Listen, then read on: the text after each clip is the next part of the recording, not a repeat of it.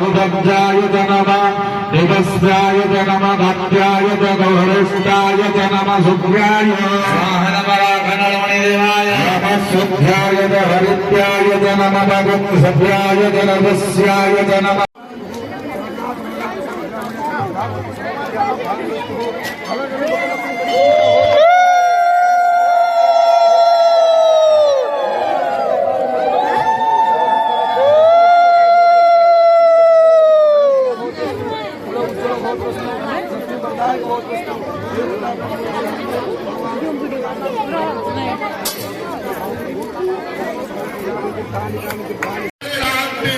तेणु चमदूतଙ୍କ କବଳରୁ ରକ୍ଷା କରିବା ପାଇଁ ଆଜି କଞ୍ଚା ଖସି ଯାଉଛି ପାଚିଲା ପଡ଼ିକି ରହିଛି।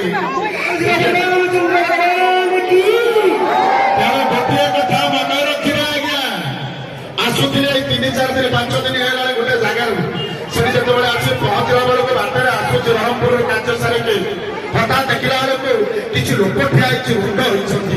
ଭାବିଲି ମାତାଙ୍କର କିଏ କଣ ଧୋକା ଦେଇଛି, କଲା ବେଳକୁ ଆଜ୍ଞା ଗୋଟେ ଛୋଟିଆ ପିଲାଟା ଗୋଟେ ଜନ୍ମ କରିକି ପଳେଇଛି। ନିଜ ନିଜ ସ୍ଥାନ ଆଉ ସ୍ୱଳ୍ପ ସମୟ